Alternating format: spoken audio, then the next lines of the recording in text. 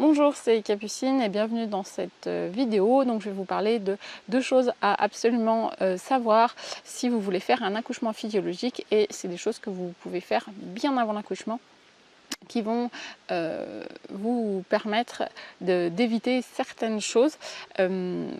Parce que, par exemple, si vous dépassez votre date de terme et que vous êtes déclenché, c'est beaucoup plus dur de vivre un accouchement physiologique. Si votre bébé est en siège, c'est beaucoup plus dur de vivre un accouchement physiologique.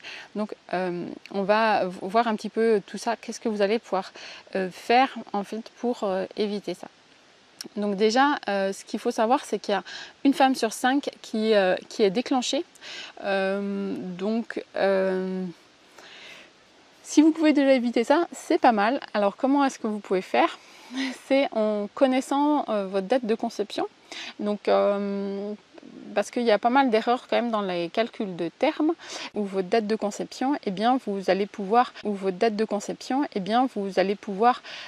parer un petit peu à ces fluctuations. Donc, soit vous connaissez bien votre cycle et vous utilisez déjà des méthodes naturelles, vous avez fait un test d'ovulation.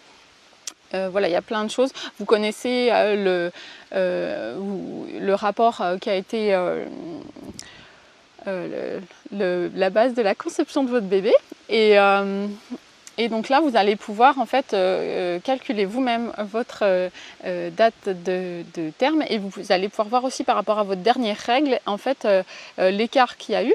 Parce que l'échographe, qu'est-ce qu'il va faire? Il va prendre vos dates de dernière règle, il va mettre plus 14 jours et il va estimer que vous avez ovulé à ce moment-là. Et ensuite, il va faire son calcul de terme. Sauf qu'en fait, il y a, je crois, 20% des femmes qui ovulent au 14e jour. Et après, il y en a qui ovulent avant, il y en a qui ovulent après. Et ça peut fluctuer de façon assez importante. Il y a des femmes qui ovulent au 35e jour de leur cycle. Donc forcément, voilà, la date de terme s'en trouve perturbée. Et en fait, je me rends compte qu'il y a plein de femmes qui connaissent au moins une partie des choses. Soit elles connaissent la date de conception, soit elles sentent leur ovulation, soit voilà, elles ont une idée de quand ça a pu être conçu parce que le conjoint était parti une semaine en formation ou je sais pas quoi. Donc des fois, en fait, elles connaissent quand même une partie du problème. Donc moi je vais vous donner le calcul qui est donné pour la symptothermie. Donc la symptothermie, c'est une méthode de contraception et de connaissance de son cycle. Donc on peut l'utiliser aussi en méthode de conception. Et donc ils vont proposer un calcul du terme et ils vont prendre le lendemain de l'ovulation plus 266 jours, ou le rapport le plus proche de l'ovulation plus 38 semaines. Et en fait, ensuite, vous faites la moyenne des deux. Et c'est assez précis pour l'instant. Moi, à chaque fois que j'ai pu le faire, là, la dernière, elle m'a dit, au fait, on avait calculé, et elle a accouché le jour que j'avais donné. Donc ça vaut le coup, et ça permet de parer voilà, à ces erreurs-là, ou de corriger avec l'échographe, en fait, de dire, non, j'ai dû ovuler plus tard. Voilà. Après, il y a certains échographes qui sont ouverts, ou bien sinon, il faut arranger la vérité. J'ai une patiente qui a eu 4 enfants, il y en a 3 qui ont été déclenchés. Et pour le dernier, elle a triché de 1 semaine, elle a encore fait un dépassement de terme de 3 jours. Donc elle doit avoir une ovulation qui est décalée, et pour tous ses enfants. En fait. Et pour le dernier, quand même, elle a réussi à avoir un déclenchement spontané. Mais voilà, donc c'est intéressant quand même de noter un petit peu 2-3 petites informations à ce niveau-là. Parce que quand il y a un déclenchement, donc il y a 2 types de déclenchement, soit il déclenche avec de la prostaglandine, soit avec directement de l'ocytocine. Et si vous êtes avec l'ocytocine, ils mettent la péridurale directement, parce que c'est trop douloureux, et ce qui est bien. Voilà, dès qu'on va sur le déclenchement, c'est plus compliqué d'aller sur de l'accouchement physiologique. Et donc la deuxième chose, c'est les bébés qui sont en siège, parce que c'est pareil.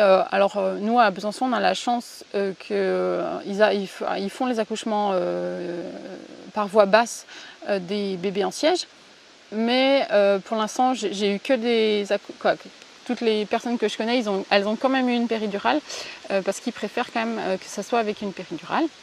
Et donc si vous avez un bébé en siège, vous avez plus de risques, moins de chances sais pas comment on peut dire, d'avoir un accouchement physiologique. Et alors moi j'étais à une réunion, elle disait 40% de bébés en siège sur des primipares, celles pour leur premier enfant. Alors ça me paraît énorme, en fait, ça fait presque une femme sur deux. Donc alors j'espère que voilà, que le chiffre que j'avais noté était juste, mais bon, voilà. C'était ce qui avait été dit sur cette réunion. Donc moi, qu'est-ce qui se passe en fait sur un premier bébé? En fait, l'utérus, c'est la première fois qu'il grandit, donc souvent il a plus de mal en fait à s'étendre, et donc le bébé est un petit peu plus coincé, et du coup, eh ben, il va avoir moins de facilité à faire son demi-tour. Et c'est surtout ce dont elle parle dans Spinning Baby. C'est une formation que j'ai fait il y a quelques temps qui vient des États-Unis, et donc elle travaille beaucoup sur les ligaments et sur cette histoire d'utérus trop tonique, et on va faire tout un travail sur les ligaments pour faire de la place pour que le bébé lui puisse se retourner. Donc vous pouvez faire de l'ostéopathie, chercher donc les exercices de Spinning Baby, et aussi, ce qu'elle dit et ce que vous pouvez observer, c'est des fois les femmes elles disent qu'elles sentent beaucoup le bébé qui est très bas, et en fait quand il est très bas, ce qui se passe c'est qu'il a du mal à faire son demi-tour, parce qu'en fait il est déjà un petit peu coincé dans le bassin. Et donc là c'est pareil, on va pouvoir utiliser les techniques de Spinning Baby pour aider l'enfant à ressortir du bassin pour pouvoir faire demi-tour. On peut aussi utiliser des choses de Bernadette de Gasquet, où elle va faire travailler le transverse, qui est un muscle qui est en bas du ventre. Et s'il est bien tonique, en fait, il va maintenir quand même le bébé un petit peu plus haut. Voilà, pour ce qui est de la mère par rapport au bébé en siège. Et on peut aussi, je vous parle juste un petit coup des réflexes archaïques, parce qu'en fait, l'enfant, il a des réflexes qui vont lui permettre de bien se placer pour la naissance. Et en fait, c'est le fait d'être mobile quand on est enceinte qui va aussi activer une partie des réflexes. Donc vous pouvez aussi marcher, voilà, être active sur la fin, quoi, toute la grossesse. Hein. Mais si vous avez un bébé en siège, vous pouvez aussi, voilà, d'autant plus vous activer. Et souvent les sages-femmes, elles donnent des exercices en fait qui vont permettre de bouger le bassin. Et puis, bien sûr, vous pouvez aussi faire une séance d'ostéopathie, acupuncture, tout ça qui marche assez bien sur les bébés qui sont en siège. Je vous donne un dernier petit bonus pour pouvoir vivre un accouchement physiologique. Une des choses où c'est compliqué c'est compliqué. C'est un bien grand mot, de faire un accouchement physiologique, c'est sur la rupture spontanée de la poche des os. En fait, les femmes, il y a une rupture de la poche des os, et le travail ne se met pas en route. En fait, il n'y a pas de contraction. Et en France, ce qui est recommandé, c'est d'aller à la maternité. Et une fois à la maternité, si vous ne vous mettez pas en travail dans les 24 heures, vous êtes déclenché. Mais ça, c'est un protocole qui est français. Et quand on traverse la mer, l'océan, de l'autre côté, il y a d'autres choses qui sont faites. Et je me réfère à une sage-femme qui s'appelle Iname Gaskin, vous pouvez retrouver son livre. Elle attend le travail spontané même sur une rupture de la poche des os. Et puis il y a plein de choses qui existent pour pouvoir mettre en route le travail sans faire un déclenchement avec de l'ocytocine de synthèse. Ce qui est recommandé, c'est par exemple le tire-lait, de regarder des films d'accouchement, de bébé. En fait, tout ce qui va produire de l'ocytocine naturellement va avoir tendance à démarrer l'accouchement. Et puis, il y avait aussi donc, Karine la sage-femme, qui a un blog super que je vous recommande, qui aussi, elle propose des choses naturelles pour pouvoir mettre en route le travail sans ocytocine, voilà, de synthèse, donc qui peut être intéressant si vous retrouvez dans ce cas-là.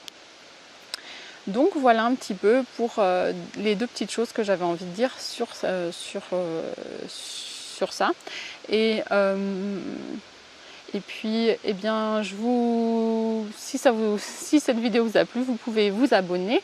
Vous pouvez retrouver aussi ma formation sur le cycle féminin pour pouvoir vivre votre cycle naturellement.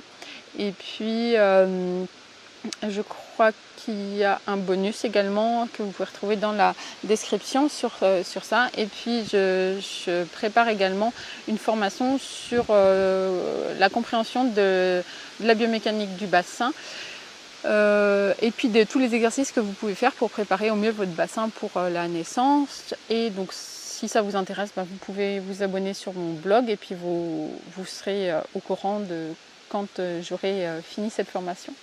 Voilà, à très bientôt et puis à très bientôt.